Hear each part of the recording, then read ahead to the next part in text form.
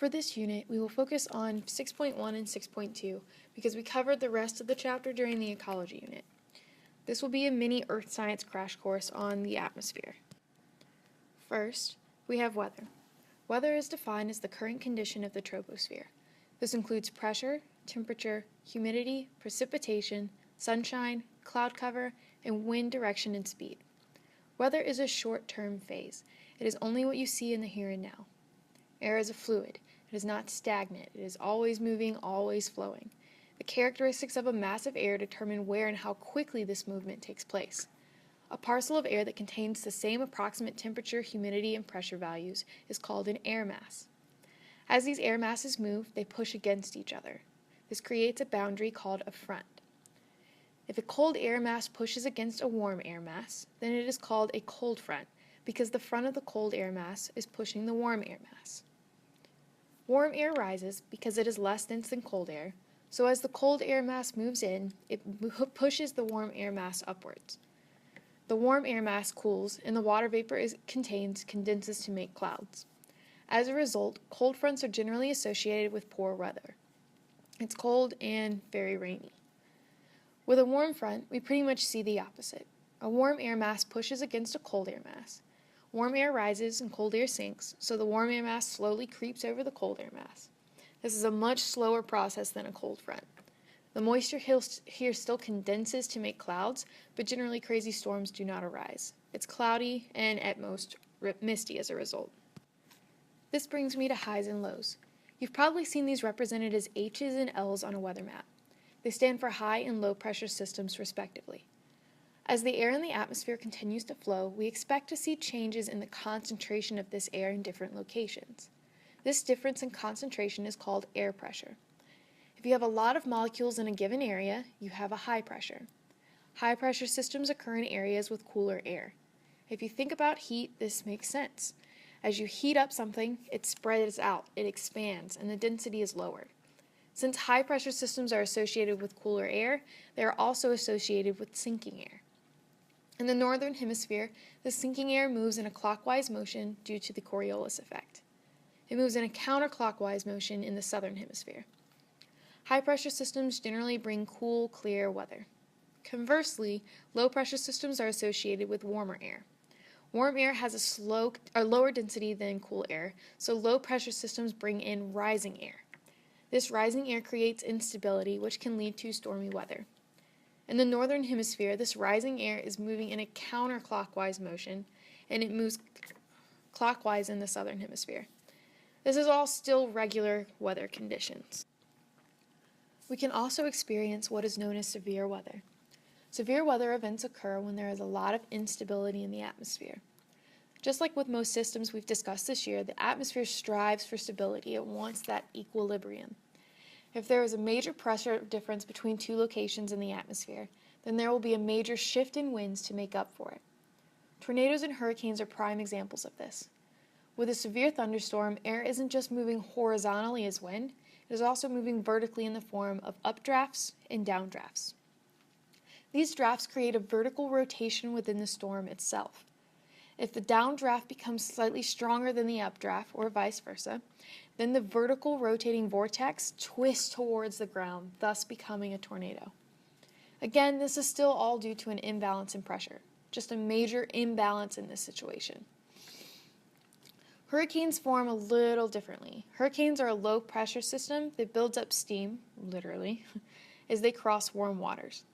The longer they travel over warm water, the stronger the hurricane becomes. They take in more energy as the water evaporates over warm oceans. This energy helps fuel the storm. Once the storm moves over land, it will die down as it loses its fuel source. Tornadoes are a bigger concern inland, while hurricanes drastically affect the coastal areas. Unlike weather, climate is a long-term pattern in tropospheric conditions. There are quite a few factors that affect the climate of an area. These things include global air circulation, latitude, altitude, and ocean currents.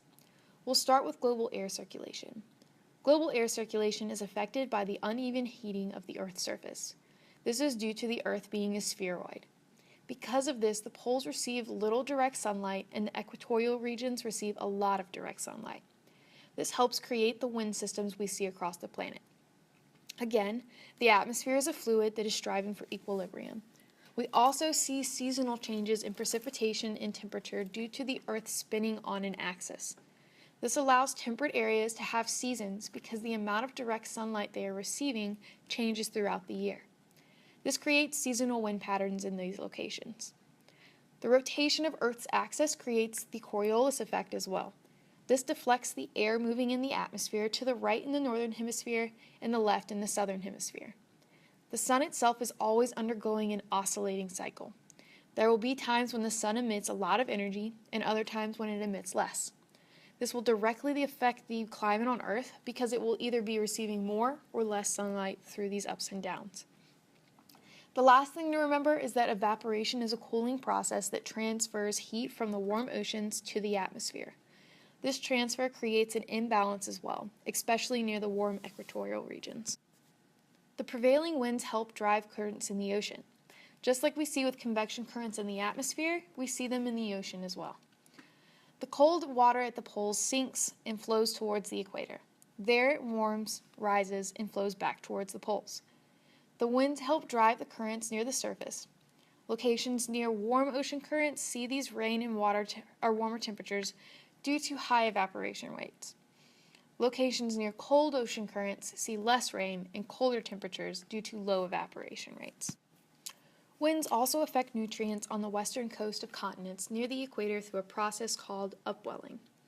This allows for areas of higher biodiversity than expected in the affected coastal regions.